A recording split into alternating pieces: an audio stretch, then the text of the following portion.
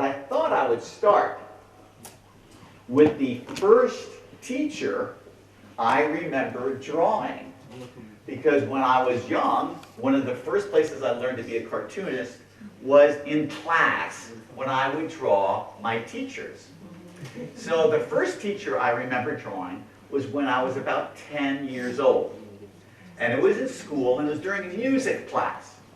And we had this teacher who was a nun, and she used to sing in class with her eyes closed. And so I thought one day, I have to capture her while she's doing this. So she was singing away in front of class, and I'm looking at her, and I see that she's got a little tiny nose like this, okay? Her eyes are squeezed shut like this. She has her curly hair peeking out from underneath her little gown there on top of her head like this, okay? And then I drew her mouth the size of a battleship, okay, like this, like this, okay? And she's singing away in class like this.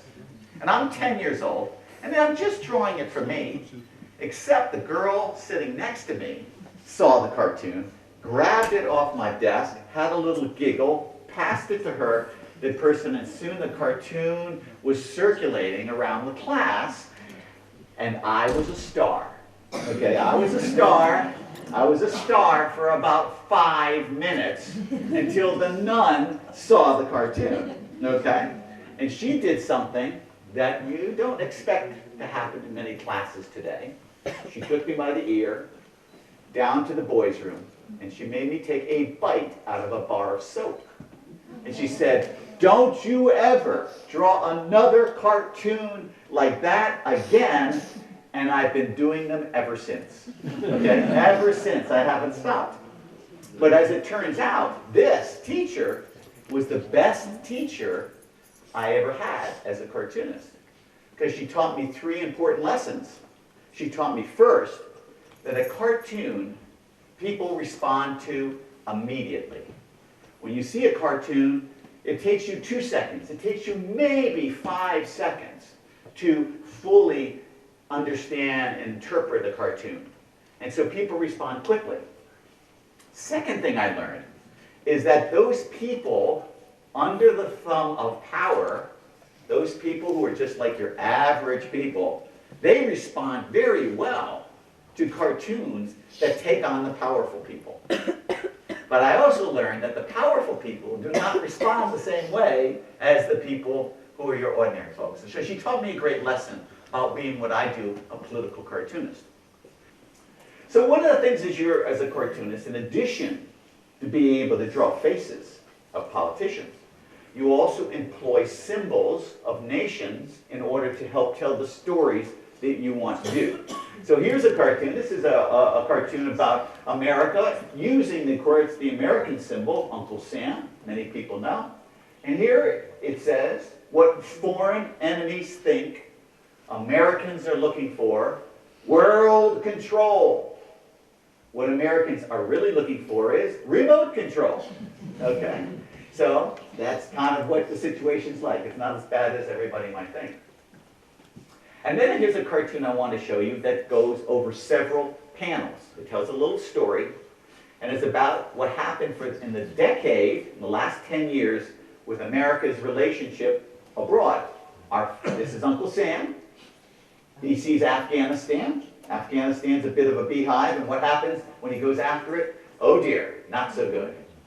But then next, oh, there's Iraq, and he's going to hit that one, this time a little bit harder, and what happens after that? Uh-oh, not so good. But now when it comes to Syria, what happens when he comes to Syria? He's a little more cautious when it comes to Syria, okay? So notice in this cartoon how the story was told over several panels.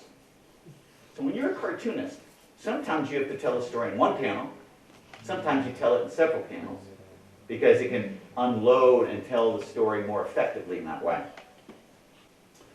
Another cartoon here, this is about Iraq, again starring our friend Uncle Sam. And this is actually quite a recent story about as the U.S. is now leaving Iraq, and leaving Iraq in a very delicate situation.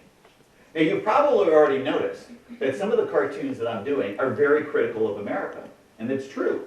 Even though I'm here visiting and you know I'm American, as a political cartoonist, I criticize wherever I see problems, including, as you'll see, a lot of cartoons criticizing the US government. Now this is, by the way, this use of animals in cartoons is a very popular thing that's been used by cartoonists around the world for many years.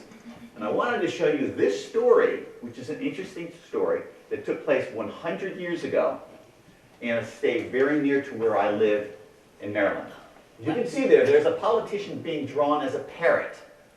Okay? It's a politician being drawn as a parrot. The parrot is sitting on the shoulder of bankers, and the idea he's just parroting the views of the bankers.